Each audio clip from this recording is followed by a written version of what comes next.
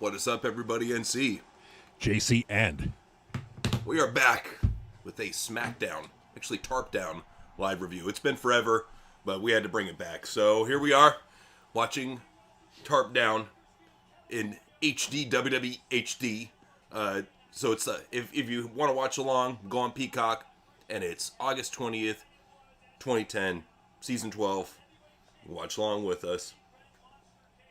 It's been a while since we did a 2010 show, you know. I want because we're always doing like either like early Smackdown or like kind of like mid-range Smackdown, you know. So I want to do something right around 2010, see what they're doing.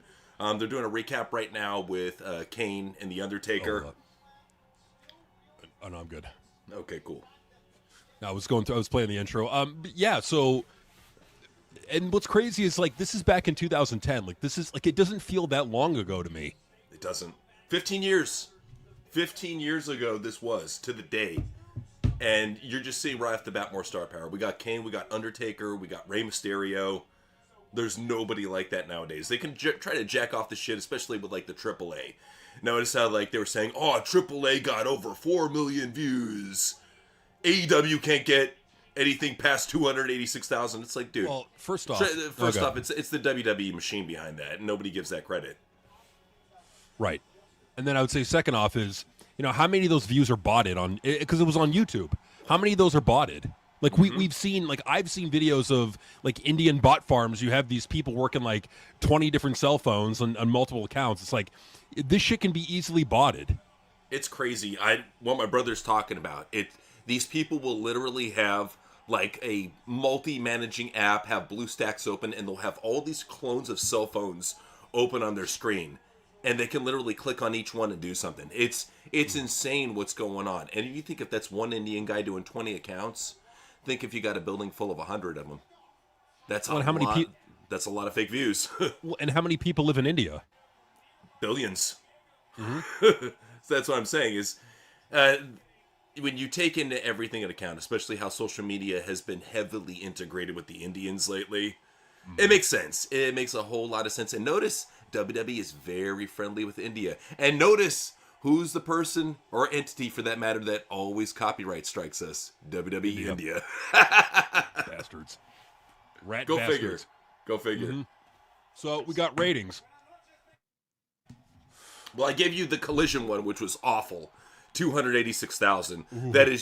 That is brutal. And it sucks that people are comparing the AAA to AEW like that, especially their shit show. That's not a fair comparison at all. No. Not at all. I mean, that AAA show had all that backing behind it and the fake bot numbers. And notice how they're saying, oh, Almost versus Microman is the most social media biggest clip of all time. They're ranking it up there with like Muhammad Ali and Mike Tyson and shit. I'm like, no! These are fake views. These aren't real views. No, they're not real. Well, and that's the thing is like there's no way to verify if they're real or not. Whereas at least with the Netflix viewership, that is a number that Netflix respects. Like Nielsen ratings are numbers that advertisers respect and TV stations respect. With these social media views, they could be so easily botted. There's no way to tell how many of them are organic or not. That's the issue. Yeah, no doubt. JD was saying those bastards blocked your Night 2 SummerSlam video for an hour. So what was happening there that actually wasn't WWE India that did that? That was Sony that did that. Because that Ryback video that I played, some fucking idiot decided to put a stupid copyright song in the background. So that's what, like, Sony are very petty. They are more pettier than WWE and Nintendo combined. So yeah, they went right after that, put a block on it, and I had to get that cleared. So yeah, shit happens, you know. I didn't copyright scan the video beforehand. I should have done that, but you know, shit happens. So you know what they are? They're bastardos. They are bastardos. Oh, speaking of, you have Alberto Del Rio coming down to ringside. He's hated by the WWE fan base, but loved by Mexico. Oh, and here's how it is. I'm not sure people know this, but there's actually wrestlers backstage that want Alberto back. One of them being Roman Reigns. What, in the company? Yeah. Wow. JBL wants him back. A lot of top-level wrestlers like Alberto Del Rio because he knows what he's doing. And honestly, if you see him in the ring, he's got a very good style. Guy used to be a former MMA fighter. He's got that snug, stiff, safe style. I like it. So Yeah. I've always been an Alberto fan. He's kind of an asshole. I get it, and kind of a dirtbag, but who isn't?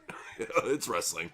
But with his DV charges, I mean, like I get why WWE wouldn't go near him with a 2-foot or a 20-foot pole. Dude, look at the fucking hypocrites who they have under contract. Look at CM Punk. He's honestly just one wild beating from a DV charge, whether it's from one of his daughters or his wife. I swear. Probably AJ beating him. Damn it! She's kicking my ass. Please help me. She's got an axe. She's chopping down the bathroom door. Oh man, yeah, Punk. What are we gonna do with them? But I'll tell you this with the ratings. So hold up. What's going on with Travis? Travis Heckle's a dope guy. I thought that whole thing he was doing was a joke. Did people actually think it was real? What happened? He was like basically threatening to leave Jim Cornette Experience, and he's like, "You guys didn't realize this is a joke." So I just think it was a joke that people didn't get. So yeah, shit happens. Oh, okay. Yeah. All right. So I guess that's the gist of it, Neo. If you have any more to expand upon that, go ahead and mention it. But I think that's pretty much the gist of it. JT was saying, I went to 2010 SummerSlam. There was a star power then.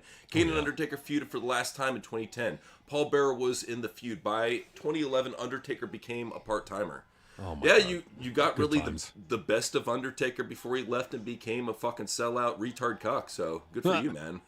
Nice. Those are the good times, man. Just when you could have, you had all the star power. It was a normal product for normal people. It wasn't for fucking inbred match marks that love this shit, that live with their mommy in mommy's basement and they can barely fucking get out of it because they all weigh 500 fucking pounds. No, the normal fucking people is who they were catering to, and they had entertaining stars. They had good promos, and even this PG era that we're watching right now, it's there's some entertainment in this. Well, and it's not great, but it's something. Well, and check out the crowd too. It's families. Yeah. It's not fucking weird neckbeards. This is an even mix of people taking their families to just go watch some wrestling. Sure, you see some weird looking fuckers. You always do in pro wrestling. I mean, that's a given looking at the crowd. But I can tell, looking at what I see here, this is a family product. This actually got families to watch, Different totally. times, different times. Well, and this just goes to show that you can have a family-friendly show that's at least somewhat entertaining. Yeah, absolutely. So, yeah, it's Did you see me in Ethan Page's video about me asking why he didn't rename the NXT North American title to the NXT Canadian title? I did not see that, Alexander. If you want to go ahead and send us that clip, I would love to check it out. So, yeah, I mean, cool though. I'm glad for you. Absolutely. I don't know if I would call him the Mexican Mike Tyson, but and because that's the thing too, is the charges that he's been accused of, we don't know for sure if he actually beat the shit out of Saraya. We don't know that. No. So no, but there's the allegations, and I can understand why WWE as a corporation, they wouldn't want to associate with that. I get it, and I kind of look at it with Alberto Del Rio. It's honestly, you might as well just invest in Braun Breaker. You might as well just invest in the future. Because he's got to be, in his 40s now, Alberto? Well, and I'm not saying bring him back in a main event capacity, but let the guy have his job over in AAA and be a star. That's all I want. Yeah. Is I'm not one of those guys, he has to come back to WWE. Just let him have his fucking job back in AAA. AAA is, as much as these fucking white liberal nerds make out AAA to be a part of WWE, it's still very much its own separate entity. Yes, they have WWE stars going over there, but it's still run like AAA. That has not changed. If anything, it's just AAA with a bigger fan base and more exposure, kind of like with TNA. That's what the WWE deal is doing for AAA and TNA, is it's giving them eyeballs that they've never had before. No, it is. And honestly, it's mainly benefiting, like what we were saying, it's there were TNA fans out there saying, oh, no, it's mainly benefiting NXT. No, it's not. It's mainly benefiting TNA because, as we've shown, TNA has had a massive growth in their attendances due to affiliating with NXT. NXT has not had massive audience growth affiliating with TNA. So, no, it's if anything, very much they helping. Dropped. Yeah. Well, and check it out. I don't know if you saw any of NXT, but they had Jordan Grace do this fucking tough girl segment. Yeah. She was in the ring with Blake Monroe, and then the security guards, all of them, keep in mind, are way bigger than her. She's like 5'1" in heels. So here's this buff little midget with fucking a curly wig, trying to look tough, and she starts shoving all these bigger men down. All of them start flying. After she clears the ring of about 3 dudes, the last dude, who keep in mind is way bigger than her, decides, hey, I'm going to hightail it, and drops out of the ring and runs away like a bitch. Just like, this is the type of cuck bullshit that has driven away fans and has gotten them to turn the fucking channel and try out AEW. Absolutely. And so we're talking about fans changing the channel. Let's talk about NXT's latest rating. So last week, NXT... Trust me, if you see that segment, you'll know the outrage, bro, because I know you hate Jordynne Grace. You should definitely see it just to see what I'm talking about. I'll check it out. Right. You know, it's NXT. It's kind of been, like fucking. It's like a fucking buried corpse in my fucking opinion. It's I just want it to kind of die at this point, but just rot away at this point. But, please. So last week NXT did 728,000 viewers, and fans were jerking off about 700,000. After this shit episode of Jordynne Grace, and we're talking about how Jordynne Grace drives viewers away. 675,000 viewers. Proof. There you go. That right there is I believe once they saw that segment on TV, they turned the fucking channel. Jordynne Grace is the biggest channel changer in NXT history. For all the goodwill that they've done, building it up with young hot girls and trying to show off a couple young talented guys here and there, for all that they've done, they're fucking it up by putting on these muscle dyke mamas. Nobody wants to see these buff ugly bitches. Nobody. No. At all. It's like, and that's the thing too, is at least with Zaraya, she seems like she's actually a good chick. Like, I don't have a dislike for her on the same level as Jordynne Grace. Jordynne Grace is legitimately cancer, turbo AIDS for pro wrestling. Zaraya, I think, has a spot. She's not that bad. But it's like, they want those type of people at the top of NXT. And God forbid, I would rather see dude with a dick tucked in, Blake Monroe, at the top, because at least it kind of looks like a female from 100 yards away. I would rather have that at the top, and then people like Adriana Rizzo when she heals up. She looks like a female through a she looks like a female through a kaleidoscope. Totally. She's a mosaic painting. But yeah, I would also like to have Fatal Influence in there. JC Jane, of course, dominating at the top. The talent is there for NXT to do something, but there's too much of a hyper focus on what they think Triple H will like. Fuck what Noseman likes. Start worrying about what fans are gonna like. I agree. Okay, they're playing a Cody Rhodes. They're playing a Cody Rhodes commercial. He's rubbing white lotion into his face. Do you like his cute little diamond nose ring? No, I like nothing about Cody Rhodes. I got a cute little diamond nose ring. What is up with that? I don't know. He's not helping himself out at all. And Kofi's coming out in his super Jamaican gimmick, not being any straighter for that matter. But honestly, with the Jamaican gimmick, it was something. It was funny. Better funny. than this fucking New Day crap. Oh, I did not know this. So apparently it's something much more than that. So Cornette dropped him because Heckle tweeted that Joe Biden is a child molester. You know how we feel about that. All I gotta say is, Travis, we support you, guy. We support you. Yeah. Oh yeah. Yeah. Well, it's like, I thought the left was supposed to be tolerant, huh? No, I guess not. No, they are honestly the most judgmental people I've ever seen. More judgmental than beginner Christians. They are unbelievably judgmental. Well, yeah, and that's true, because, like, as a Christian, you go kind of down that path of, like when you're first learning the Bible and you're kind of going through it, you kind of get, like, really judgmental, but then as you've been one for, like, a long, long time and you kind of been down the journey, like, you kind of learn to kind of, like, hey, they're on their journey, I'm on mine. Yes. They'll get there. Yeah, exactly. And that's the thing, too. It's like, you can't judge people for being farther along the path or, far, far back on the path. You have to just be like, okay, we're all on this journey and we're all going to get there. Even if it takes a couple lifetimes, we're all going to get there. Yeah. We're all souls, living on this mortal coil. So they got Vicky Guerrero coming out to ring. And God, I miss it because there was personality back then. You got Vicky Guerrero, the personality and the screechy voice. damn it, bring her back. Well, and what trips me out is she could totally have been hired by AEW and put in the GM role. She, as like, especially, or you know what, like the manager of the women's division. You know, she's like, I'm the GM for the women's division. You know, like they have that going on. I think that Vicky always prioritized hot chicks. Yeah. So I say I'm cool with it. Do her thing. She's talented. And you know what? Whatever happened to Shaw, she was great too. I don't know what the deal with this with her. I don't know.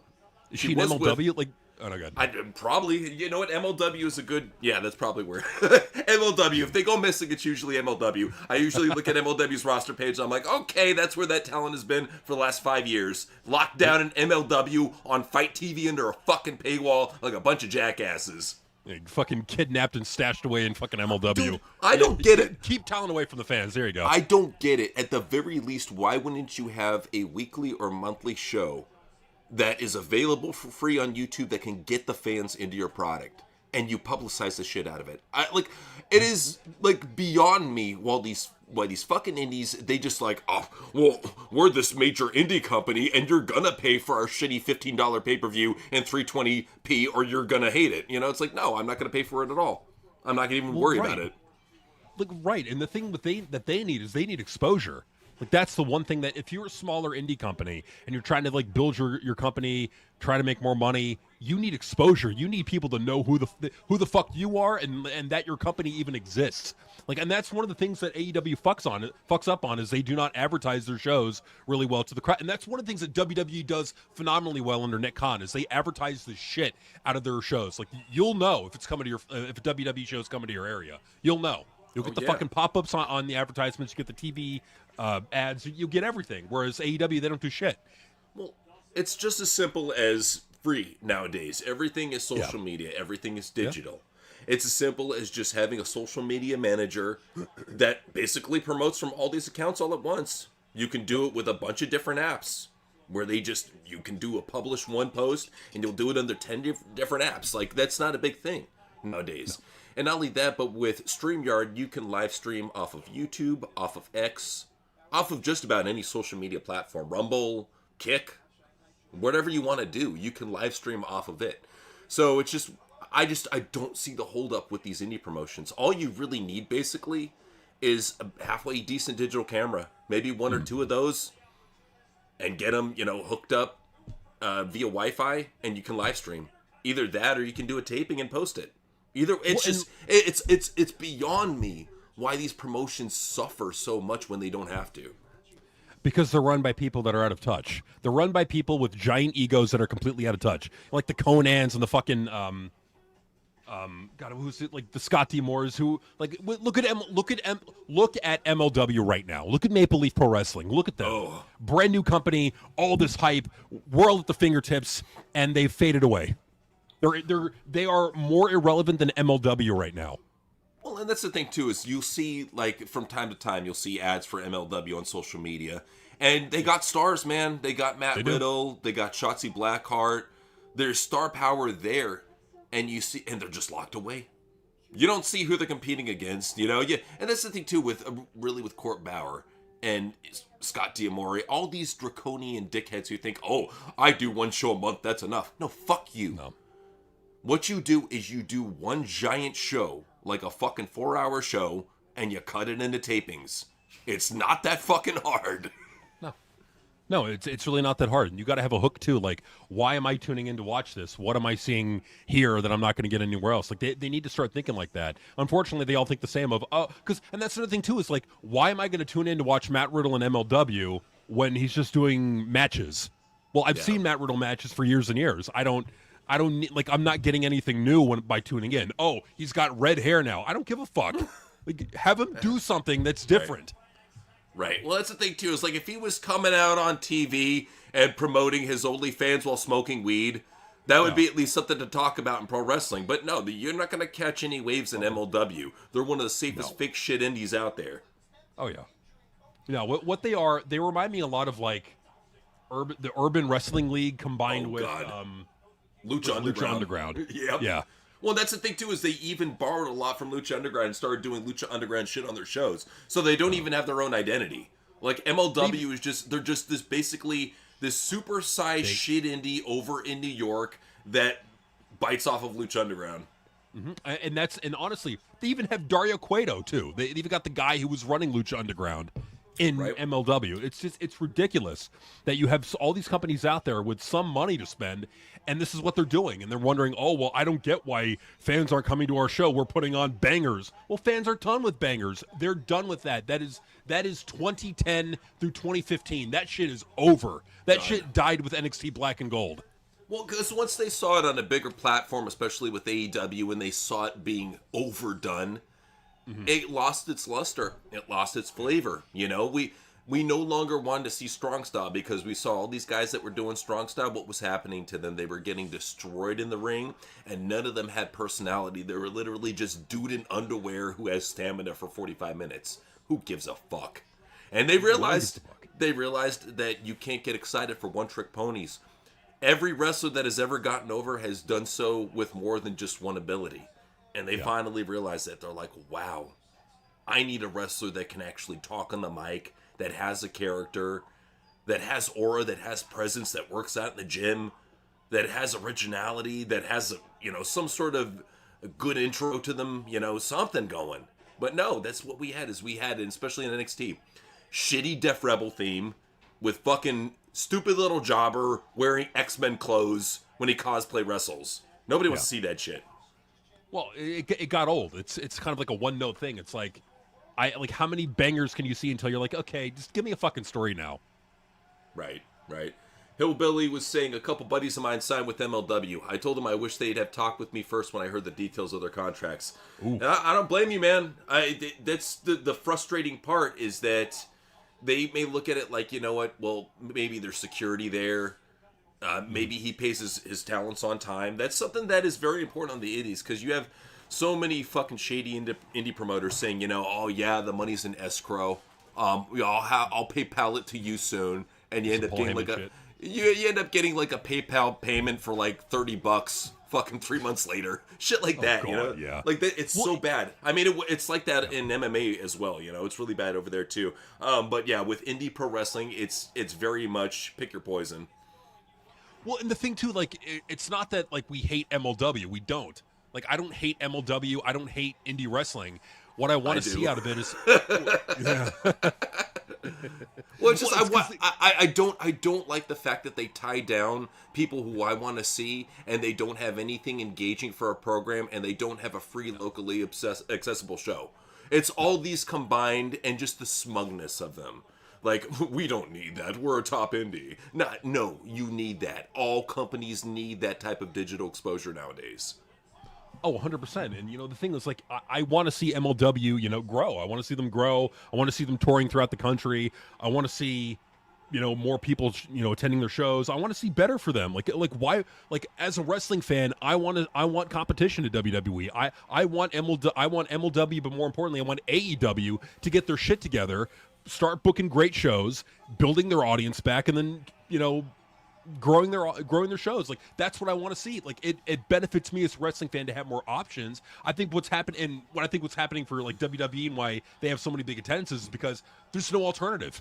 There's nothing. Like, what the fans have lost faith in Tony Khan. They can't trust Tony Khan, so they're like, okay, well, let's at least go to WWE. Well, and TNA as well, because they're working with WWE, and AAA as well. Yeah. Like, the fans are they're going with WWE affiliated shows because at least they can trust that there's going to be a level of professionalism there. Whereas with AEW, it's a lost cause. AEW is a lot. Like, if I were to sum them up in 2 words, it's a lost cause. It really is. But you got to understand too that we say positive things about AEW all the time, and that they have the most promise. But I will say this though about AAA and TNA is that they have benefited greatly off of the WWE deal. You see production values have greatly improved for both companies. They are drawing crowds that they have never drawn before. We've seen already with TNA, what are they? They're drawing their biggest crowd yet. What is it? Over 7,000 people. So they got that going. AAA, their biggest crowd yet, almost 20,000 people. So here we are in a state where, especially with AAA, they got bought out by WWE. People forget about this. This company got sold to WWE. Yep. That's why they're getting these numbers. And even TNA, maybe they're bought out by WWE on the down low. We don't know that.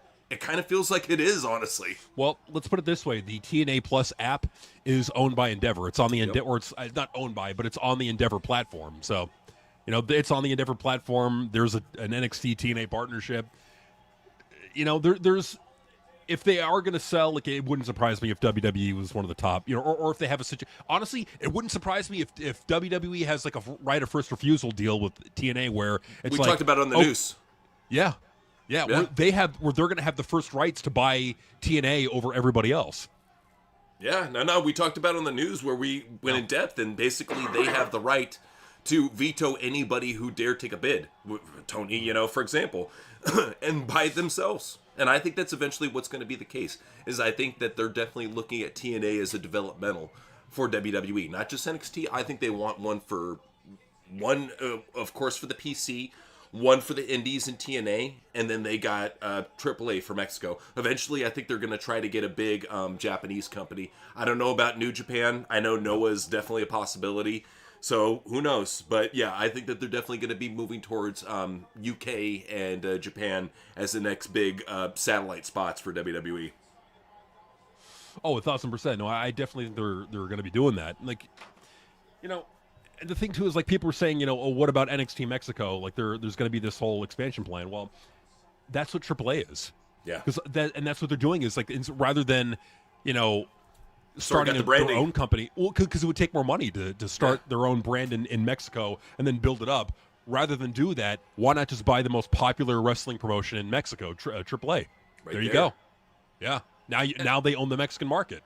Do you think that Conan was a part of that? And he's like, you have to sell it to WWE. I got to get a job backstage, bro. Do you think that was part of it? Well, and people like Vince Russo and others wonder why Conan is so up the ass of WWE. Well, there you go. I mean, he works for a company that's owned by WWE. And he's always wanted this too. This is something that he's always wanted. I don't blame him. I never forget, there was an episode of Keeping It 100 where Conan was talking about WWE representatives and who he would love to bring on the show. And he's like, probably it's going to be Dominic first. And then Glenn's like, no, we're going to have The Rock on. They're just like, dude, Conan has the WWE connections. It will be Dominic. Trust me. It's like dude, Rock. Dude, you got to understand, Conan is his godfather. It's gonna be Dominic, no other way. So, no, 1,000%. What's up? A little bit off topic, but it's Sure. definitely on the topic with WWE. Can we talk about Karrion Cross's contract?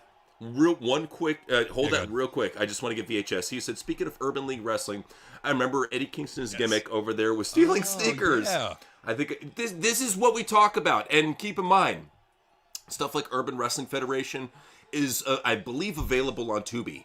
I remember last time. Okay, so it's still on Tubi. Okay, so can actually hold up. I'll look right now. Okay. All right.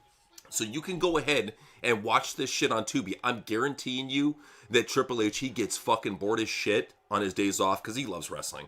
And I think what he does is he goes on these streaming services, whether it be Tubi, Roku, whatever, goes on these live services and watches all old TNA, old NWA, old Urban League Wrestling, anything available. I think he watches it and takes a notepad and starts stealing ideas. Well, and like also Bronson Reed and all the others, like, they're marks. These are not regular people. These are not like the Undertaker, Stone Cold back in the day. No, these are wrestling marks that have made it into the wrestling business. So they're going to care a lot about wrestling. They're going to constantly be thinking about wrestling because, understandable, it's their profession. I get it. But then also, I think a lot of these people grew up. Okay, so right now I'm looking. Yeah, there is a few urban wrestling leagues on here. Okay, so there you go. He probably was watching Tubi and saw that and was like, oh, I'm going to rip that. I'm going to take that shit, take that. And WWE, that's the thing is you always say, I wish they would hire us. Why hire somebody when you can just rip off their ideas for free, especially if you hate them? Yeah. Well, there's that, but then also, like, the people that they got there. Oh wow, the TMZ, they've already got the Hulk Hogan documentary on here. Cool. Yeah. So they have UWF, Urban Wrestling Federation. Mm-hmm. Yeah, they got Gunplay. They got what's the other one here? Got a few others. I gotta type it in. They got Glow on there, don't they? Let me look.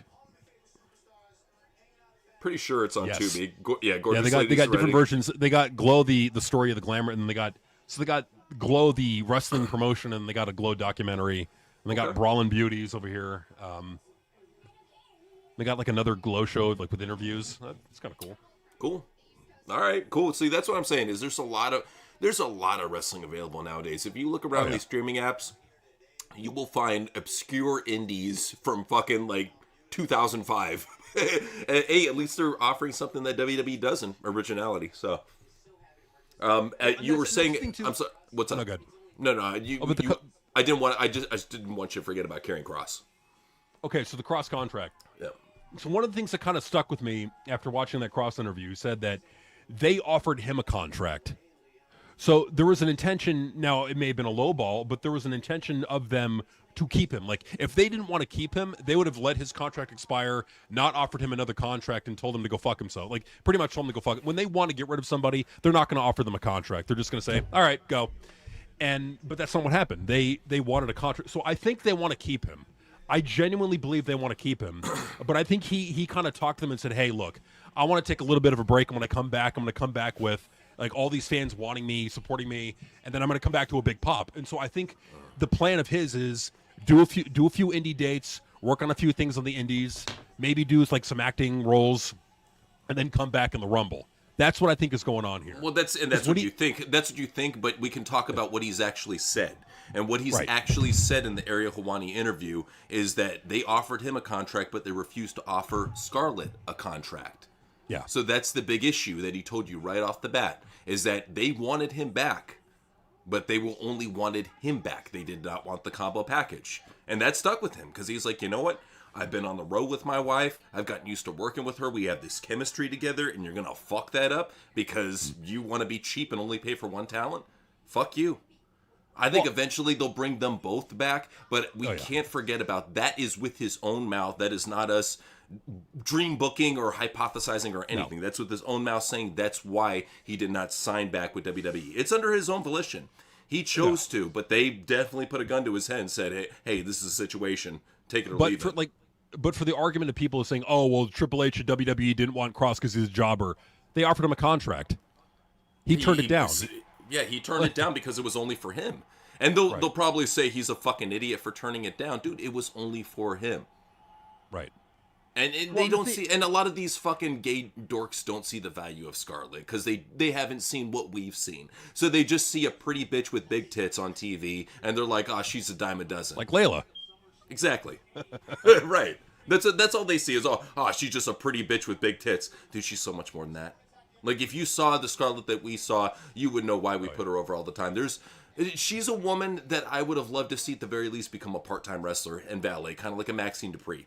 I feel that she could have been the best. She's one of the best managers out there, and then you add in the wrestling ability that we've seen back in 2016 over in TNA. She's legit, dude. She can do everything.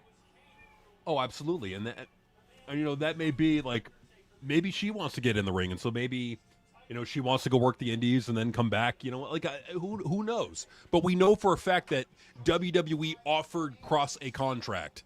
Mm-hmm. Out of his own fucking mouth, they offered him a contract. So I don't think they want him gone.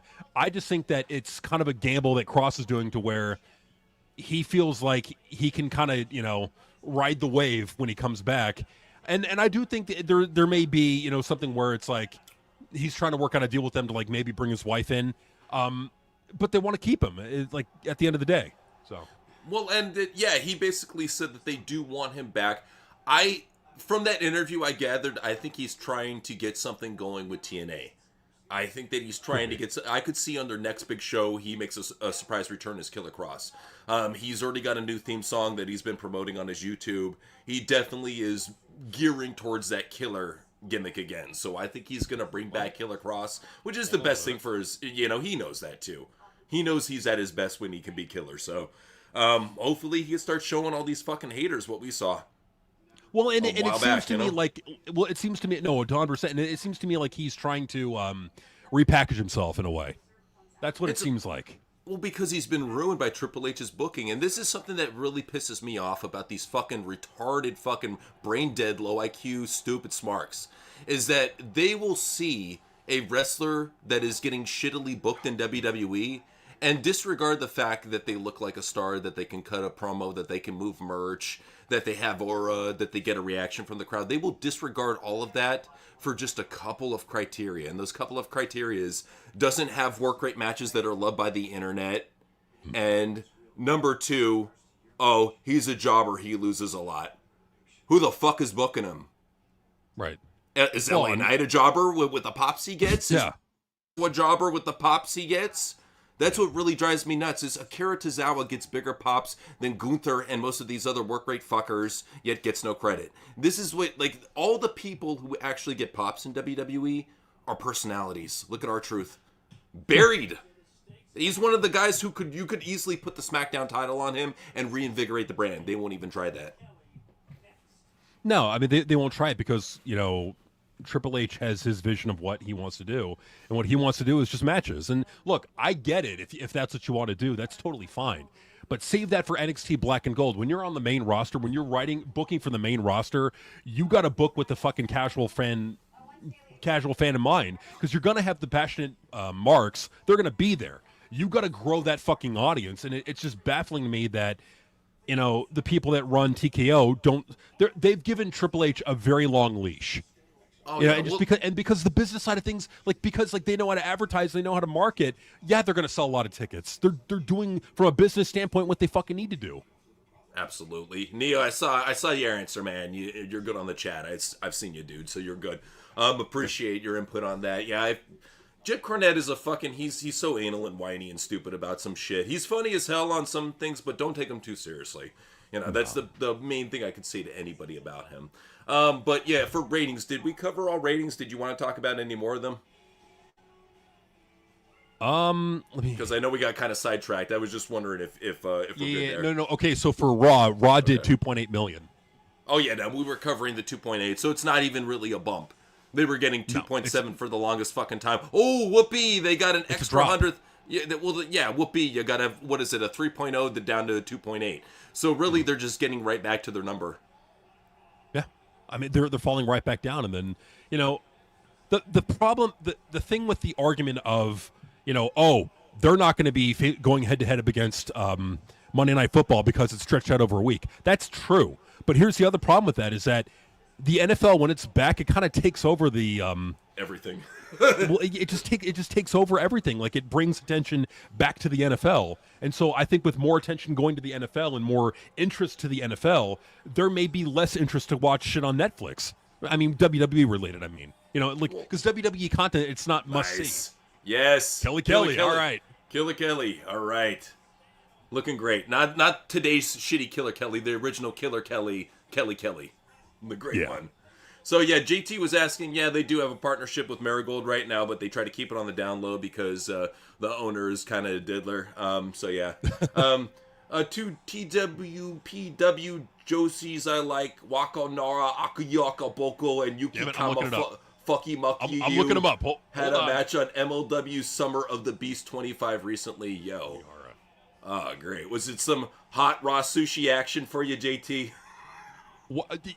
I gotta say this Wakana Uahara. She's a cute chick. She's a cute chick. Kind of pretty. I'll give her that. Well, and that's one thing that we've always said about the core of Japanese wrestling, like Stardom, for example, is that they actually have majority.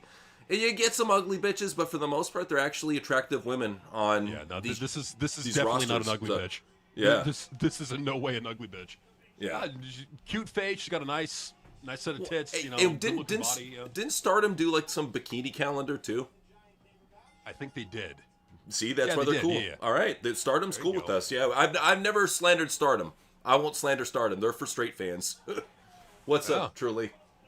What's going on? Well, it's Kelly. She's digging Kelly. There you go. You're not excited by the bald head of Serena Deeb? No.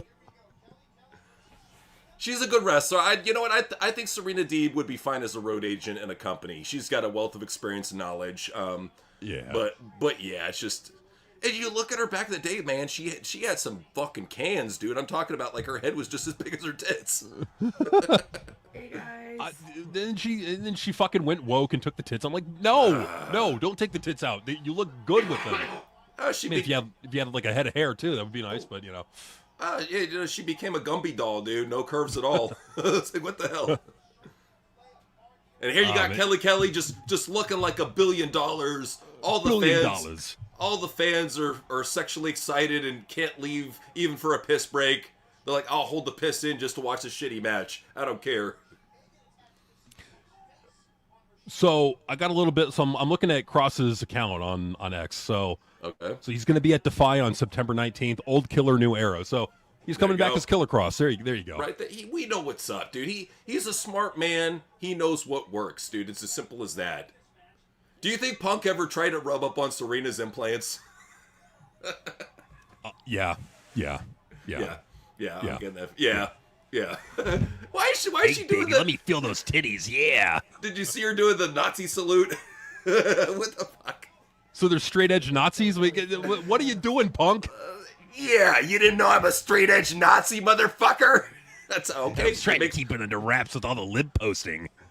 He's the most liberal Nazi that I've ever seen. Straight up. Because he kind of looks like somebody that would be an extra in American History X. Just saying. He kind of does, yeah. I could totally imagine. I could imagine him in the shower rape scene, like just fucking rooting on the guy, like Zed from Pulp Fiction. Yeah, get him in the ass. Fuck him in the ass. Yeah. So we got Kelly. This is what the fans want to see. They want to see a big tit straight edge bitch get beat up by some fucking pole dancer chick. This is wrestling. This is fucking wrestling. Yes. Not Jordan Grace versus. Fucking what's the ugly muscle chick? Zariah. No. Bailey Humphrey. Bailey Humphrey versus Jordan Grace. Oh god. That is the ugliest fucking match in the history of wrestling if it ever takes place. It will. It's NXT. It's bound. I'm just saying, Triple H has to have his fat material, so you're gonna see it happen. Oh god. Two buff ugly chicks wrestling. Dude, it's gonna look like a fucking 10-foot spider was living inside the gorilla room. HBK comes in. Whoa, where'd all these webs come from? It's just a spooky ghost. Spooky ghost came through. Like the scene from South Park. Get Randy in the it was like, oh, spooky ghost is here. She never. Oh, Truly's looking at me. She never saw the spooky ghost scene from South Park. Okay. What? No, what do you mean? No way. Truly, damn it, Truly. No, you got to go watch it. Come on. What are you doing? She's just cringing at CM Punk. Okay, that's what it is. Okay, that makes sense. One. That's back when Punk was fucking everything in the locker room. You know, he had a fucking rainbow dick for all the STDs. The good days. Metalhead was saying, Megadeth announced a retirement tour next year. Yeah, I heard about that. That's pretty big, man. Damn it, Dave. You better come to San Diego. Yeah, if you get a chance to see him live, I wouldn't pass it up. It would definitely be a good opportunity. You know, just saying. Clark Herman was saying, Cardi B was at SummerSlam. I hate Cardi B because she is beloved by preps and frats. Well, another thing that you'll notice about Cardi B is it shows how these woke activists, these liberal white nerds, they're hypocrites. They will not call out a woman of color even though her sexual assault trumps anything Brock did. They refuse to call her. They won't boycott WWE for having somebody involved in sexual assault on their show. No. You'll boycott Brock Lesnar for coming back when Cardi B was on the same show. Make it make sense. I mean, it's fine to sexually assault a man, but if the other way happens, well, and again, like it's not okay either way, and I think that's what needs to be said. That shit's not okay either way. Well, but the fucking double standard. She drugged the dude. Brock paid for sex or a sexual act, and it never happened. What is the comparison? Why is one being hung from a fucking noose and the other one is being left scot-free? What's going on here? Because she's an oppressed minority. I don't know. It's fucking absurd. It's fucking absurd that you have it's true. Cardi B fucking drugged a guy and raped him, but Brock paid to get pissed on, and he's like fucking worse than Hitler now. How make it make sense? It makes zero fucking sense. No. Well, this is what I can't stand about these fans is that they'll never call out this hypocrisy. A fan with balls actually would, but no, none of these fans have balls. They're all pussies. So Damn it, the fucking Punk with the rainbow dick. Damn it. He's got the rainbow dick. What can I say? So You know, it's you remember the Looney Tunes? You got Bugs Bunny conducting the orchestra, and you got the singer, and his face like doing the whole yell, and his face is changing all them colors. Yes, that's Punk's dick. You know what? I talk about a classic Looney Tunes episode. One of my favorites, and I think it's the one you're talking about, is where Bugs Bunny was given Elmer Fudd a haircut in the symphony. That was Seville, The Barbers of Seville is an amazing classic, probably one of my favorite Looney Tune episodes of all time. It was awesome. Fantastic. Oh my god, like one of the best. If you haven't seen it, go watch it. So anyways, Javon was saying, people are upset about Brock Lesnar's return over allegations, but they don't show the same outrage for CM Punk and his controversies. Well, with them, they say with CM Punk that it's basically, if it happened in the past, oh, he's grown as a person, he's a better guy now, they'll say. Or if it's any of the controversies that you see, like him hanging out with only chicks in their 20s when he's a 46-year-old man, that type of shit. On the road away from his wife. Well, they look at it like you're the one who's insecure for bringing it up, and you're the weirdo for bringing it up, and that it's perfectly normal for tattooed old men to be hanging out with young women. And they're like, oh, they get lonely on the road. They gotta have road friends. Oh, you never had a female friend before? You fucking incel loser. Get out of your fucking basement. And you know everybody saying that shit, not a single one of them has a female friend. And if they do, it's one of those chicks who just uses them for shit and fucking leaves them at the wayside. They perfectly friend zone type of dude. That's the type of shit that they're on. So yeah, those the ones. No, good. Go, please go. And for the ones that say that shit, but yet they're married, let's just say them hypothetically, right? Ask their wife. How the fuck would they feel if the husband was on the road all the fucking time, constantly surrounded by hot chicks, chooses to be on the road when he could be at home with his wife, with those hot chicks? Especially the Roxanne situation. Here's a thing where he didn't have to be over in Florida, because Raw was, like, I believe in Chicago or somewhere in the Midwest. He didn't have to be over in Florida to go and visit Roxy. And what was he saying in that video, too? She was signing with this Tops table, you know, so this Tops table, and she's signing autographs, and he's like, you almost done? Like, basically, hurry the fuck up so we can get back to the hotel and fuck. That's the implication that a smart person would come up with. But no, I'm the one with fucking porn brain. I'm an incel for daring to fucking think that. You know what he's like? You know what Punk is like? He's like the old perv in, what was it, Dazed and Confused? Is like, I get older, it's I get older, but they always stay the same. Yes, they do. Yes, they do. That's what he reminds me of. Well, and I take a look at a lot of the characters that Matthew McConaughey has been, and I think that character from Dazed and Confused and the character from Wolves of Wall Street, you combine both of them and you get modern day Punk. Just an old fucking creepy weirdo that does a lot of coke and jacks off way too much. Can't you just see him like when he's in the fucking locker room?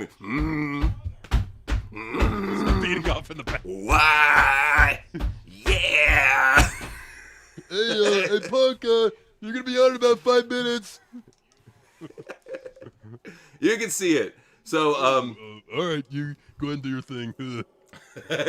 He's just having one of his coke moments. Just let him be. So Javon said people are upset about Brock Lesnar's return over allegations. But yeah, CM Punk is a fucking loser. Joey, live, I guess at AEW, our man on the scene was saying Tanahashi just sauntered to the ring like some homo.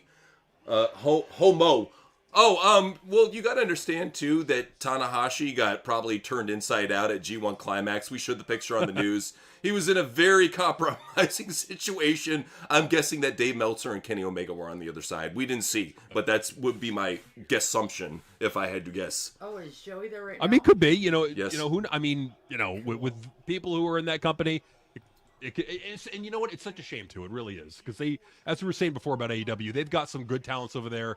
They've got some, great production. They got some talented production people that just, I don't know if they're put in the right position. They got a good commentary team. They got a lot going for them.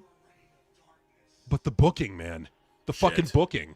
Yeah. It's such shit. So, Truly, you had some. What's up? Joey, when it gets really, really quiet over there, yell TWRP rocks, and Tony Khan sucks dick really, really loud when it's super quiet for us. Yes. I support that. Us a clip. Love to see that. So Braymaster was saying, you guys think Homer and Bart Simpson can run WWE better than Triple H? LOL. Yes. Yes, we do. 100%. I think that the woke cook fucking actors that now voice Homer and Bart can do a way better job of booking than Triple H, and they know nothing about wrestling. I'm just saying. Where did we leave off? Oh yeah, WWE. Oh, Joe, you're at work. Okay. Okay. No. Okay. All right. I guess he's watching Dynamite. So 23 match was saying. Did you guys see that horrible segment with Io Sky, Asuka, and Kairi Sane and Ripley with all of them speaking Japanese? Who in the world is that appealing to? Yes, I didn't watch Raw, thank God, but I saw Kefis. He retweeted this clip that showed that terrible talking segment that you're discussing. And here's the thing, is like we were already talking about on the news how the previous Raw was awful because they had 3 segments with Io Sky doing talking segments. The woman is the worst talker that they have on the roster, and they shove her down your fucking throat. So here they decided, you know what? Let's have all these Asian women who can't talk English. Asuka's the best talker out of all of them. With Rhea Ripley, who can barely talk English. And let's put them in a cheesy, corny fucking talking segment. It was so, like, I can't even describe to you how bad it is. All I can say is go and check it out on YouTube to see how cringe it is. But it's, to them, to answer your question, it appeals to these neckbeards who want to just put the TV on mute and jack off to these women. That's who it appeals to. I mean, hey, at least they're getting something, you know? Yeah. Well, it's like what you've been saying. It's like they need a manager. If they can't talk, give them a manager. And they don't have to be Japanese. It could be just some chick on the roster that's not being utilized, but that's decent on the microphone. Like Zelina Vega might be okay in that role. Yeah, well, that's the thing too is they had people that could talk. They release Roxanne, or not Roxanne Perez. What's that chick? The chick with the big hooters that was over in NXT. Elektra, whatever, Elektra Lopez. Yeah, you had Carmel Electra. You had Elektra Lopez, who's good on the mic. You could have used her as a manager. That's the thing too is like they have some women in NXT that they could easily bring up. Maxine Dupree is another one that you could flip out in that role and have her be a valet or manager. What's up, Truly? I must pride myself. I knew who you were talking about when you said big titties. See, Carmen, she stuck out in our heads because she's an attractive woman who's good on the mic. Elektra. Not Carmen. Elektra Lopez. Oh, did I say Carmen Electra again? Yes. Damn it! I keep on doing that. Shit. It's like fucking Adam Cole, Adam Page. You've been watching too many 90s movies. I tell you, honestly, I love them. I mean, honestly, at this point, fuck it. Put them in the fucking Alpha Academy. Yeah. Take the 3 Japanese bitches, put them in the Alpha Academy. At least it's something. They're goofy. Might as well. I mean, every time they're on TV, it's a comedy segment, so might as well put them with the comedy stable. Makes sense. I agree. Yeah. Now, I get people are going to hate on that because, oh, no, you got to take them seriously. What the fuck are they? Like, they're goofy anyways. Asuka comes out, acts like a goofball. Kairi Sane does the same thing. Put them in the fucking Alpha Academy. Exactly. No, I completely agree with you there, man. What's up, Truly? I got her new theme song. What's that? It would be the Jaws theme. Uh-huh. Titty. Titties. Titty. I like it. So, it supposedly said, did you guys hear the mugging upgraded to the Mafia Turtle? Nice. Cool. He hired the Arctic Ice Killer. Watch out. You might find a turtle gang jumping you. Ooh. Okay. We'll be on the lookout, man. You gotta watch out. Turtles, they're gonna fuck you. They're gonna fuck your shit up, man. Those streets are coming for you.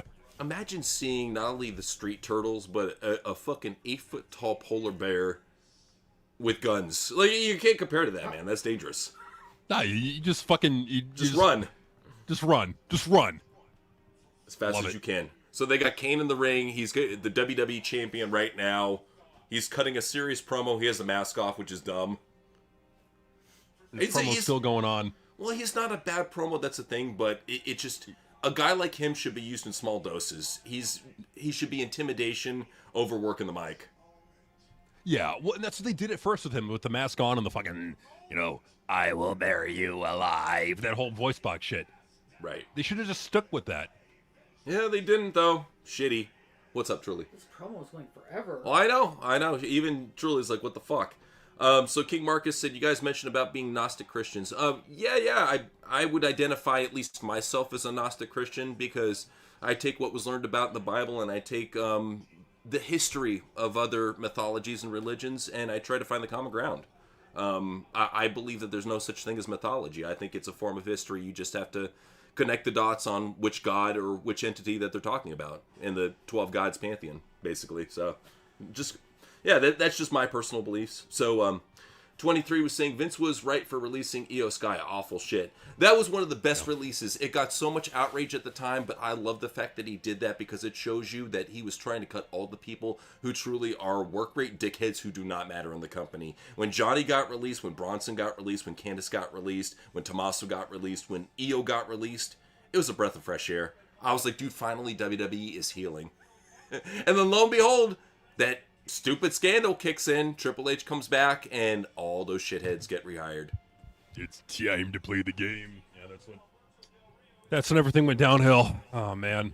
Sad, man. It so is.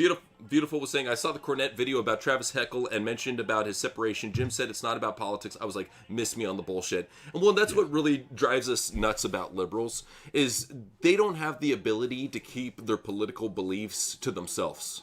They let their political beliefs manage not only their friendships, their relationships, but their whole entire life, and ruin it for that matter. They would rather put their political ideals and beliefs over relationships and friendships that they spent years building up. They would rather get offended over a viewpoint and ruin that friendship over little petty shit. That's the difference, is I feel that a lot of liberals, they're low intelligence, and I feel that they're mentally children.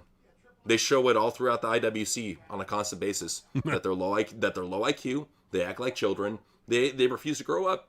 Doesn't matter if they're 20 or 60. And I'm not saying Jim is a stupid man. He's incredibly smart for being a liberal. Oh, yeah. I think that he has a lot of experience in the business. I think he knows what he's doing. But I think as far as political goes, that side of his brain is fucking dead. Well, I think that with Jim, even with smart people, they kind of get affected by it. It's just, I think they kind of think with their emotions. They kind of let their emotions get the better of them.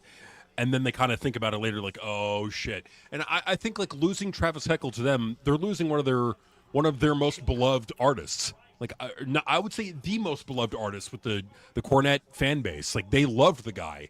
He was great. Well, that's the thing, too, that I got to say about Travis Heckle, is he's always been a really cool guy to us. I mean, he even retweeted one of the videos that we did recently. I mean, he's always been a really cool guy. I've always appreciated his art style. And he's going to find work elsewhere. That's the thing. It's like a guy of his talent level, his creativity is definitely going to find work elsewhere. So, I would say he's going to be fine. Well, and his thumbnails, they're always like... catchy. Not nothing to get. They're funny. They're eye-catching. But nothing against the people that I got doing it now over at Cornette. But it's like it's not as good as what Travis Heckle was doing. Travis made it meme worthy. That's the thing too, is that you would always see one of Travis's drawings, illustrations. You would always see them online promoting some crazy shit that Jim was talking about in the background.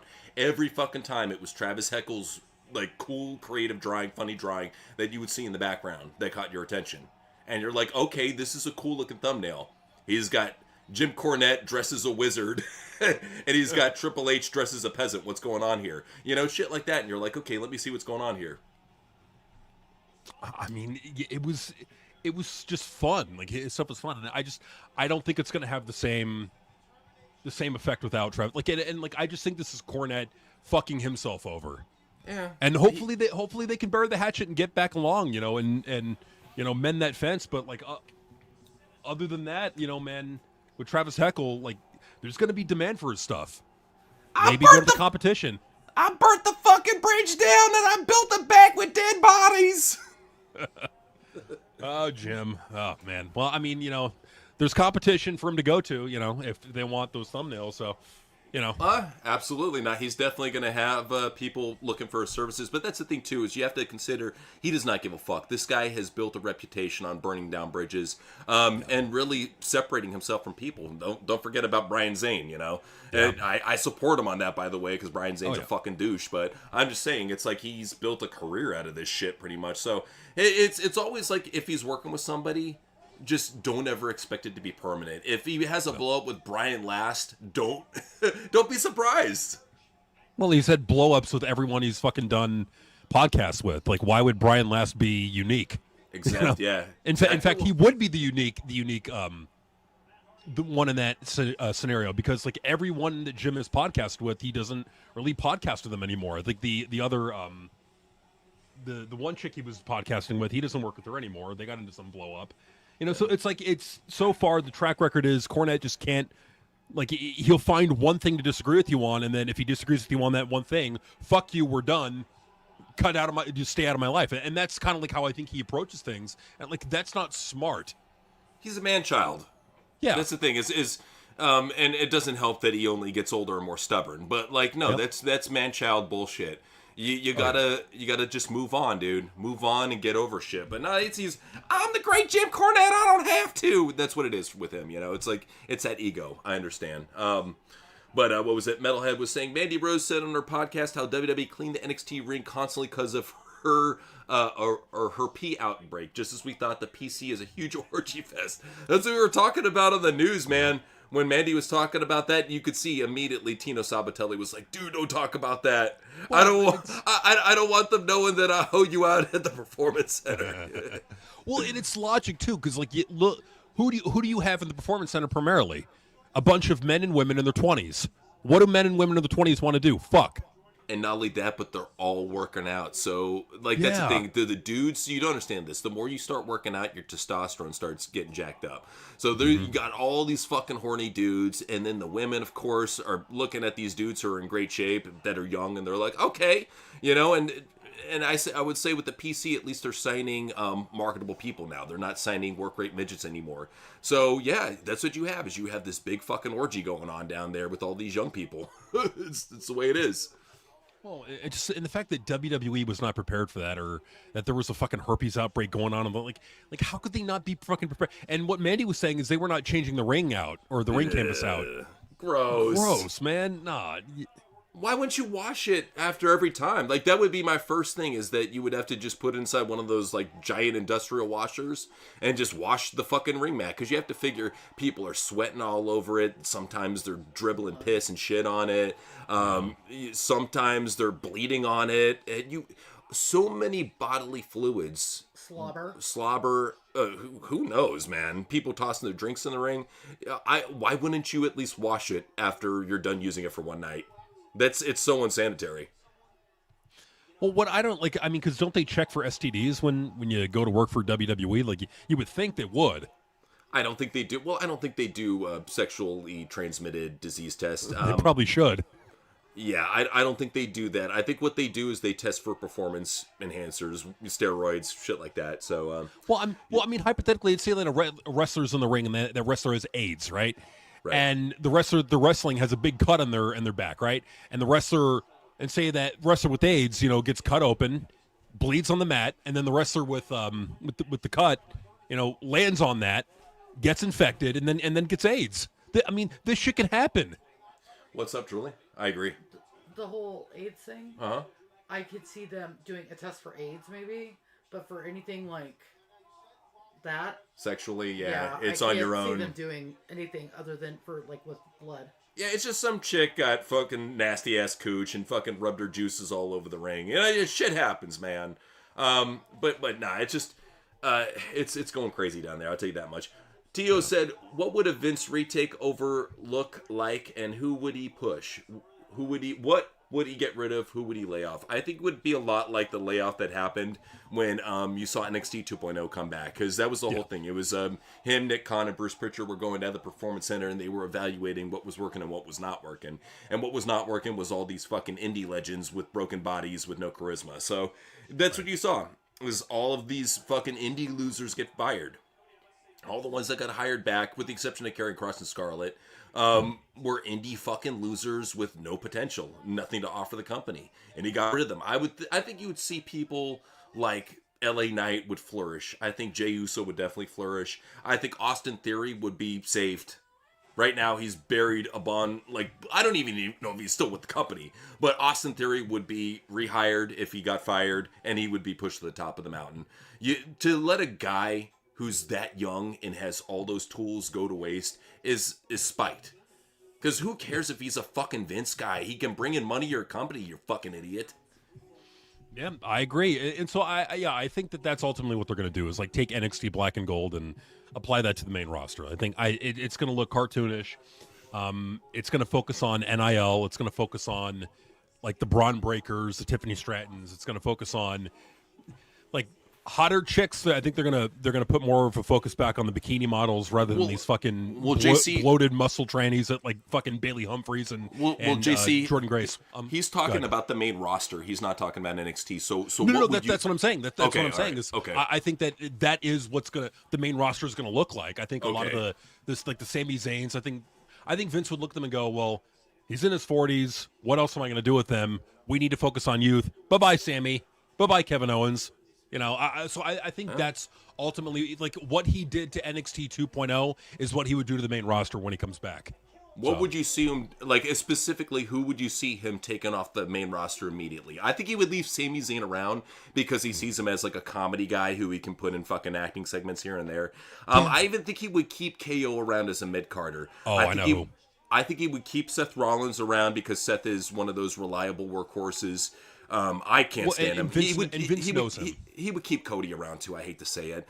He would. He would keep a lot of guys that are already at the top or the mid card, but you better believe like randos like fucking Tama Tonga, and JC Mateo out the fucking door, gone. Gargano, Ciampa, they're gone. Yeah. Vince fired them when he had them last time. He would do the same thing again. The Motor City Machine Guns, he's going to look at they're just a regular tag team, and that they're in their 40s, and he's like, okay, get them out of here. They're not over. They're not making money. They're way too old. They don't look like what we're looking for, so let's get them out of there. I think that a lot of the Legado del Fantasma, I think they're going to be gone. Yeah, send them to Zelina AAA. Vega, send them to AAA probably. I think Zelina Vega may be gone. Yeah, AAA. AAA probably. I think EO and Kari would be gone. I think Asuka he might keep for a little bit and then let go. Age, I think her age, man. The age, I like her too, but her age, man. Oh no, for sure. I think he'd keep Roxanne. Yeah. She's cute and young. Look at her. Yeah. She's good, dude. Roxanne is good. We used to talk shit about her. She learned quickly from Punk. Roxy is a legitimate talent. I like her. Yeah, I think all the talents in the Judgment Day are going to be there, minus Finn Balor and Blockhead Baylor. So JD Madonna and Baylor, I think, are going to be gone. I think Vince is going to, how old is Finn Balor? Good God, he's 44, So I think he's going to fire him. He's going to fire Madonna. Shinsuke. He's going to Shinsuke. I think he's going to fire Shinsuke. I think he's going to fire Dragunov. I think he'll keep Gunther. Yeah, because he lost weight, and he can basically use him as like a modern day Kozlov. Yeah, so whereas with Diarrhea Coffee, he's going to look at him and go, nothing there. So get back in. And so I think he'll let him go. He'll keep Ludwig. He'll keep Ludwig. I think a lot of the anybody who can act or do comedy segments, they're staying. Yeah, I think I think a lot of the NXT Black and Gold talents that aren't over are gone. Oh yeah. If you're an NXT Black and Gold talent and you're not over, you're out. You're gone. I could see him bringing up the shitty Italian stable and then firing them after about 3 months of not getting over. Yeah, like if he kept anybody, he'd probably keep the D'Angelo dude. What's his name? Yeah, I could see that. Yeah. Or Tony Two Stacks, whatever the fuck his name is. But Rizzo honestly is the best out of all of them. Let's be perfectly honest. Out of the women from NXT, I think he would keep Mariah May. I think he would not keep Jordan Grace. He'd keep her for a little bit and go, get her out of here. Yeah. Bailey Humphries, I think Vince would try to keep, but he'd want to gimmick her up. Like he'd want to do like what we've recommended. It's put her in a mask. She'd be out the fucking door, dude. I mean, I hate to say it because she has no mic skills. Like you can only get on so far with just being an intimidating looking chick with muscles. I mean, it's because we've seen so many of them like come and go. We've seen how many Gabbies come and go in WWE. Yeah. Too many, So I would definitely say what he would do though is he would take a lot of people who have been underutilized by Triple H and give them time to shine. Because we could tell with a lot of Triple H's booking, it's spite. When you put people like LA Knight on commercial breaks, you're a fucking asshole, dude. Yeah, and I think ultimately what Vince would do is kind of do what he was doing before. I think it would revert back to being a colorful kid show with wrestlers that look like professional athletes rather than indie wrestlers that have paid their dues being shoved up your ass and down your throat like what we got now with Triple H. I think that's what it's going to look like. Oh yeah, definitely. I can definitely see a great 1,000%. So WWE 23 match said, who's excited for the 18th Sheamus versus Rusev match? Oh, God. That's the thing, too, is like, they try to expose it to a new audience. Nobody fucking cares, dude. It's just, it's two European guys just slapping each other. And that's all there is to it. And for me, I can't get invested in a feud when I know that they're best of friends. I know that they legitimately don't hate each other. It's the same thing with Blake Monroe and Jordan Grace. They tried to put in this investment on the NXT ad and say, this time it's personal. They're best buddies. That's why I can't even get invested in anything with Bianca Belair or Naomi or Jade Cargill. They're homies. Right. You know that there's no fucking heat there. It's fake. What's up, Julie? You think there's heat between Becky Lynch and Nikki Bella? Yes. I think that Becky Lynch has a lot of legitimate hate with top people on the main roster because of her power playing. I think a lot of them see what she did and the people that she stepped on to get to the top, and they don't appreciate or respect her. I could be wrong, but that's the vibe that I get. No, I think you're right about that. And I do think there are women in that company that do not like that she kind of took opportunities away from quite a few chicks on that roster. So yeah, just kind of getting back to the Vince thing. Yeah, I think the Obafemis and the Trick Williamses, I think will be utilized on the main roster. I think Vince would try to go for more of a youth movement in WWE, whereas Triple H is trying to milk every last bit of whatever these NXT black and gold 40-something-year-old jobbers that are there.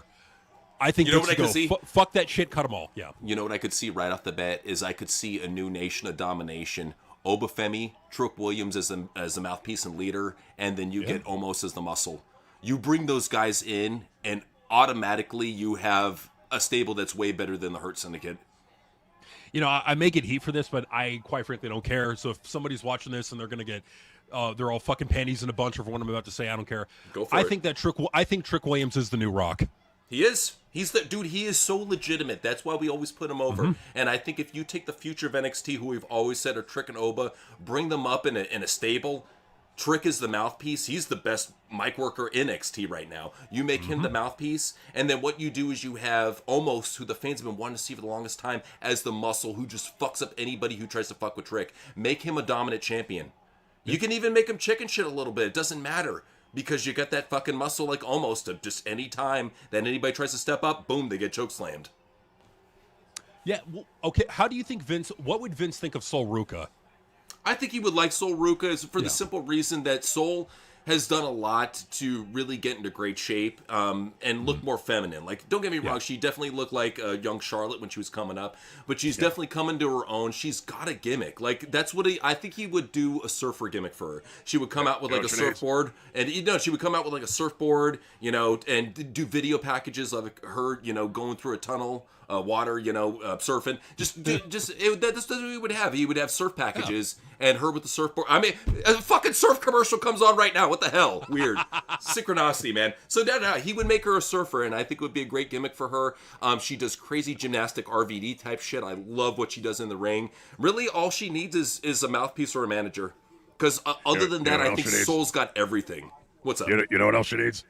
She needs a big set of titties. See, I think that he would see. I think he would see older Charlotte, young Charlotte in her, because that's what I see a lot of. Is I see Charlotte before all the facelifts, all the fake tits, all that other. I see a natural. I guess at least in Sol's case, a beauty. Not in Charlotte's case at all. In any point of her life, Yeah, no. Sol Ruca's got a pretty face. Like that's the difference. Charlotte never had a pretty face. Sol's got a pretty face, so she's got that going for her.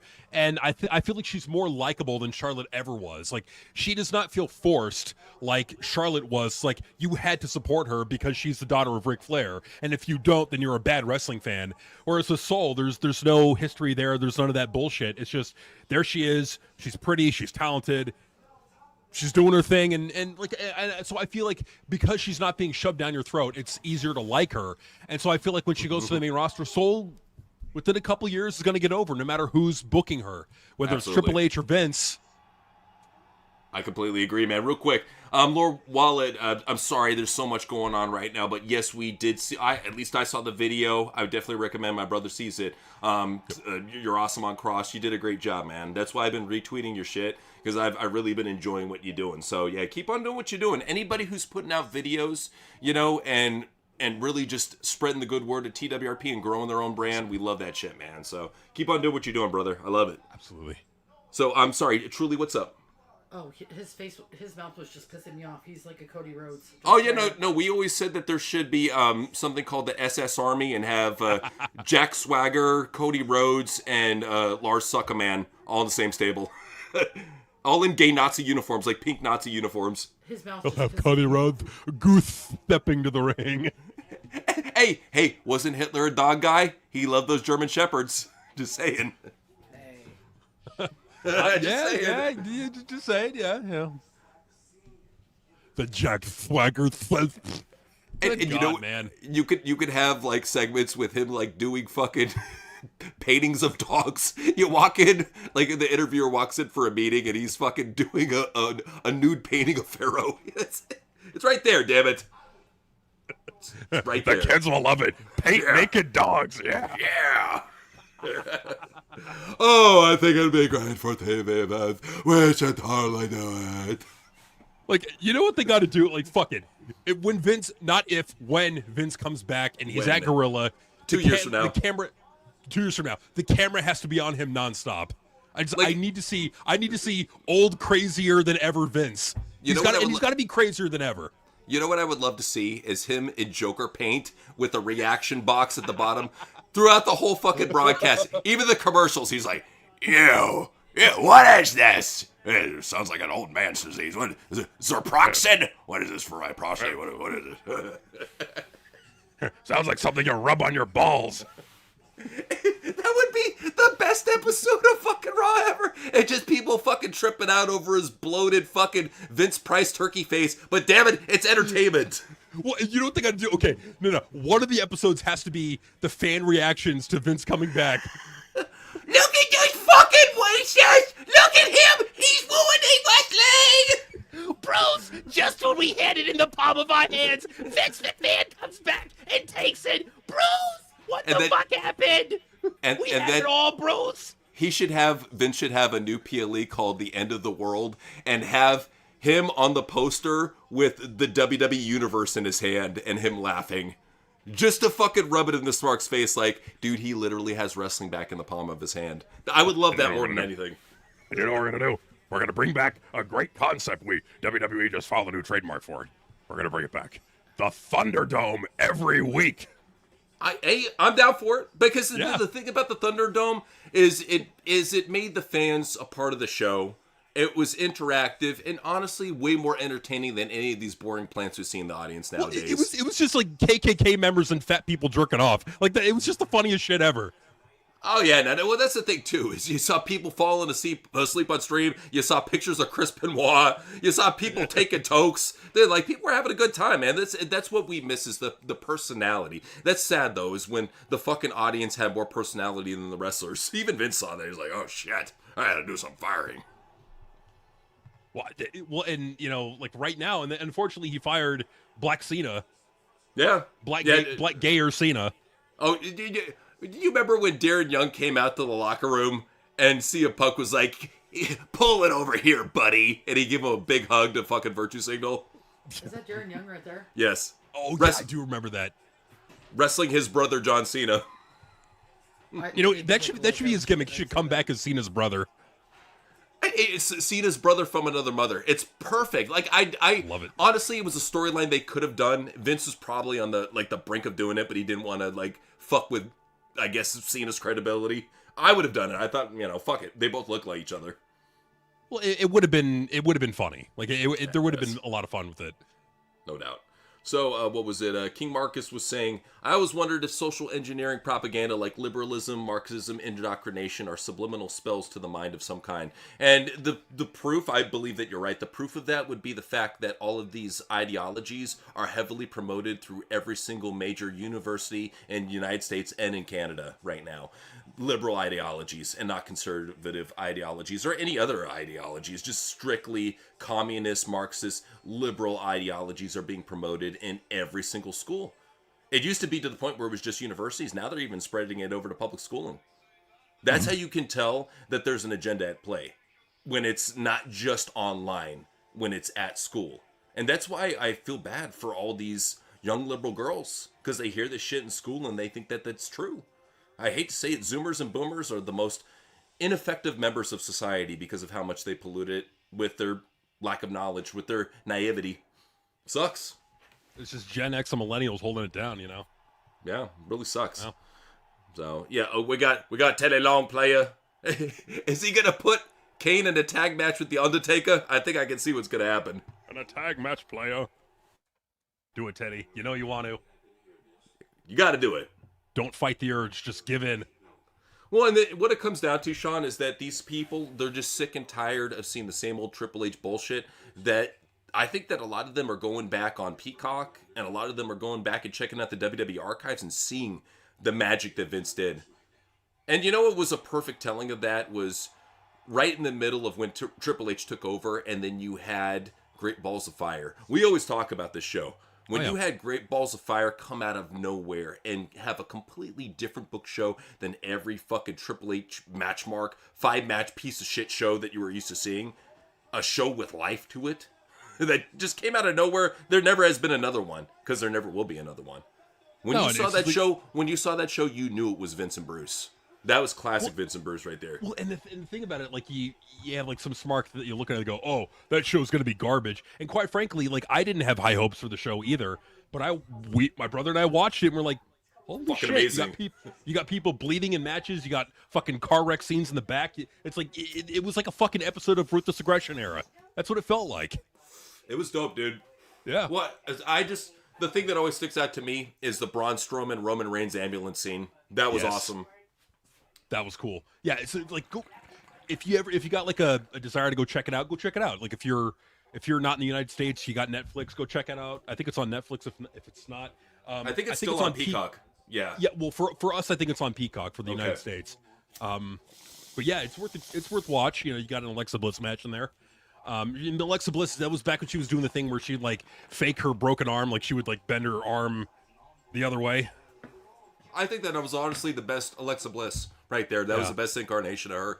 It was before she got goofy and she was still respected and a top chick. I think honestly though, having a baby and all those concussions really set her back. I still think she's one of the top talented chicks in WWE. Oh yeah, oh god, yeah. All of that shit really set her back, as it would anybody. I mean, shit happens. So, Neo had 2 questions. Number 1, how would you book Goldberg versus Stone Cold Steve Austin in their prime? I wouldn't, because two forces like that, which are especially both those anti-hero gray type of characters, it's not good business to have them both meet. It should always be a face with a heel for the most part, you know, and Stone Cold was always that hard-edge face. I don't think it would make sense to have him against another hard-edge face. If anything, I would have them as an unlikely alliance that team up for 1 or 2 matches. And just as like they don't want to team up with each other, but they have to kind of take out a common force or enemy.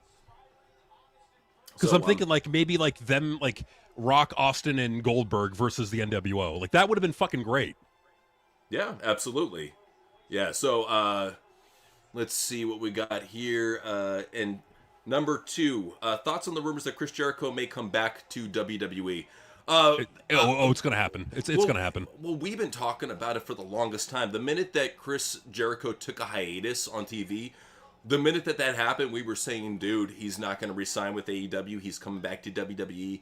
He's going to get a huge pop and then be treated like shit like Triple H. But trust me, when he comes back, he will get a massive pop. He's probably going to be in the best shape of his latest career, I would say. I mean, he's going to probably have like one of those fucking like lean orangutan bodies. But yeah, it's Chris Jericho, you know, it'll work. So yeah, when do you think he comes back? Royal Rumble. I think he's going to be the big surprise. You're going to see the countdown, the Y2J countdown for the top 10, and then he's going to come out with Break the Walls Down, and people are going to fucking freak out. No, for sure. Yeah, so there's definitely something there. Yeah.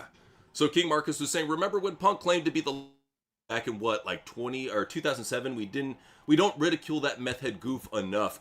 Oh, it was even a story that Sean Waltman was talking about on YouShoot with Sean Oliver, and he was saying that he recalled a story where Punk basically tried to be a locker room leader, and everybody laughed at him. Even Jericho was talking about it too. So yeah, now these wrestlers, they always talk about Punk, how he's just this wannabe leader, and nobody can take him seriously. Like even like Booker was laughing at him, like, who the fuck you think you are? Right. Well, you can't. Even if you're a veteran, you cannot walk in this. And he learned he didn't learn his lesson with AEW, but like even if you're a veteran, you can't just walk into a locker room of a company that you have not been in and demand respect. And that's what he did. He said, "Show me some respect, you fucking asshole." No, you can't do that. You got to earn that respect. You're in a different locker room. Yeah, but absolutely. No, he doesn't. Well, he does it because he's so self-involved and egotistical. You know, he's definitely living in his own bubble. DB for Life is saying, with WWE buying AAA, maybe TNA, and most of the wrestling schools, and this is Black Saturday all over again. TKO Noseman plus Nick Khan won a monopoly, clearly. Yep.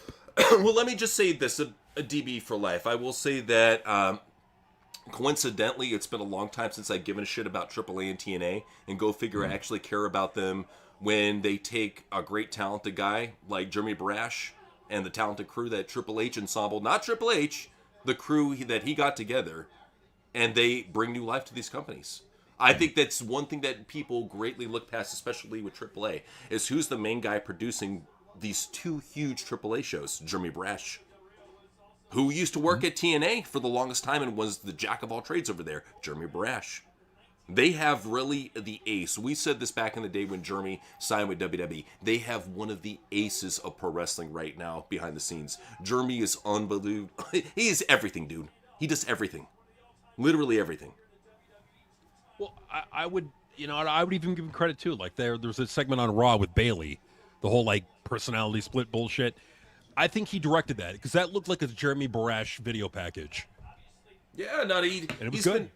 And you could tell that they definitely got the cinematic vibe the minute that he joined on. I mean, that's just, he offers high quality production. He was the one that started out the whole, Matt Hardy compound matches. He was the one that got those going and really got us to care back in 2016 about what Matt Hardy was doing. Now, granted, I do give credit to Matt Hardy for his character, but you got to give credit to a guy like Jeremy Barash for help bringing out that universe. I feel like he really is one of those unsung talents that doesn't get enough credit for just the world building that he does. Well, and I'd even give him credit too for because right around that time, but before the whole Brooke and Matt Hardy thing, they were doing a thing with Decay. They were doing like a Rosemary backstory, and they were kind of like going into her history and all that. He was doing kind of that with her, and it helped get me invested in her character because it gave me a backstory. It gave me a little bit of a cinematic thing going on. Like I still remember to this day the whole like the redneck. He gets in the car. He's eating the honey bun, and he's driving down the road. He sees Rosemary, walking down. He stops. And she like stops and like goes to like bite his face off, like in that whole segment. Like that was cool shit that they could be doing now. There's no reason for them not to be able to do cool video packages like that. I'm not saying it has to be identical to that, but it needs to be, creative, like kind of what they're doing with Bailey. Is there a lot to it that does not make sense? Of course. From a creative standpoint, it is illogical, but I appreciate the effort that Jeremy Barash is at least putting in. So. Well, he's doing what he can with the shit direction that Triple H has given him. He's trying to gloss up that turd as much as he can. A man can only do so much when you got a shit talent like that with a shit direction like split personality. I mean, he's doing what he can. I mean, so give him credit. As far as Christopher, he was saying, I wouldn't be surprised if WWE gets hit with an antitrust lawsuit for trying to buy out the indies. Well, that's why they're doing it the smart way. What they're doing is they're doing partnerships. That way, these companies, they still remain their own entities. But for the most part, they're on the down low, bought out by WWE. I think, everybody knows AAA is one of those companies straight out that got bought out by WWE. I think as long as they let AAA do their thing and treat them like a developmental, they'll be fine in court law. I don't think it's going to come to an issue like that. And even with like GCW, notice they're not buying out GCW. They're just working with them on shows and trading out talents here and there. It's really, at least from the business end, I think Nick Khan is the one that's doing smart shit like that. I think Triple H has an idea, I want to work with the indies. Nick's like, well, we got to do it the smart way. And that's how he does it. So, just saying. No, I completely agree. No, and I think that a lot of what the whole like Nick Khan, Triple H bullshit is I think Triple H worked Nick Khan. Like, Triple H knows how to, he knows how to work people. Like, that's the thing is, I feel like with Triple H, with Vince being in that role, Vince is kind of like, it's my way or the highway. And maybe that didn't work for Nick Khan. Whereas I feel like with Triple H is more like he'll play the game, he'll go along to get along, and so Nick Khan looks at it like he's easier to work with.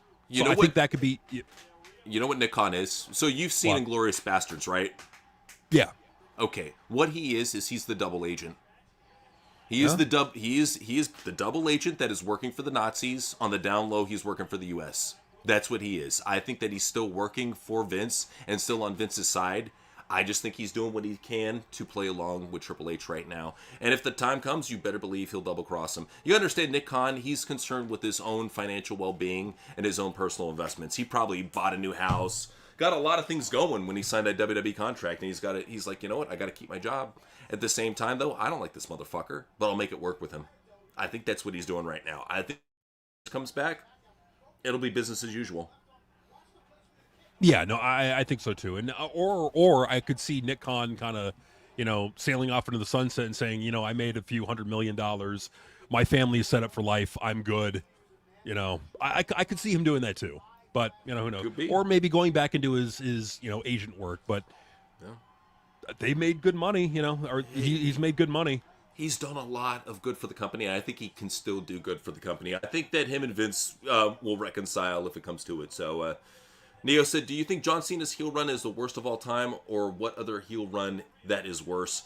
I think it can be considered in the top simply because of the fact that they dropped it out of nowhere and just went back to face Cena like nothing happened.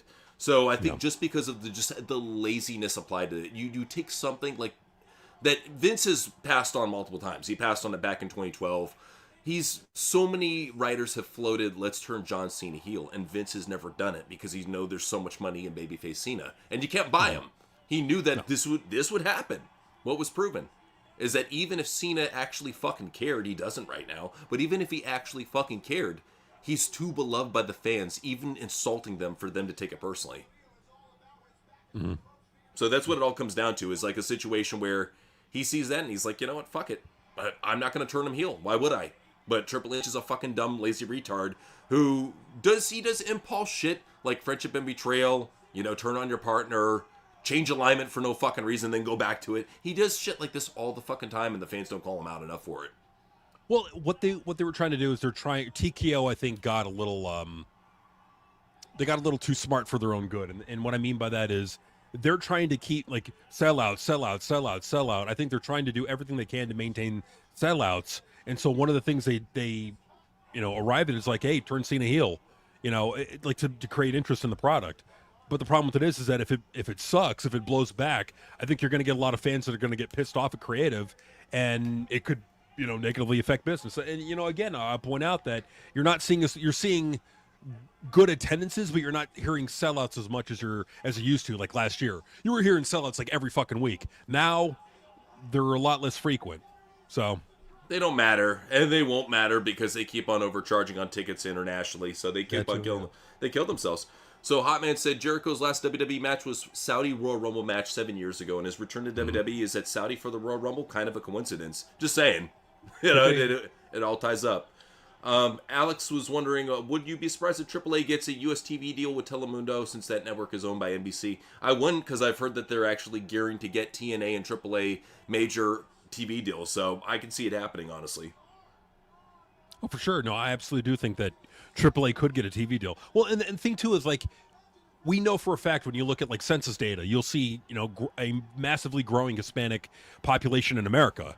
So TV networks are going to look at it like, hey, massively growing Hispanic population in America, content for them, right. AAA, Mexican wrestling, there you go. And so I think there's going to be, especially now, I think there's going to be more of a demand for, content for a Hispanic audience, and there's AAA.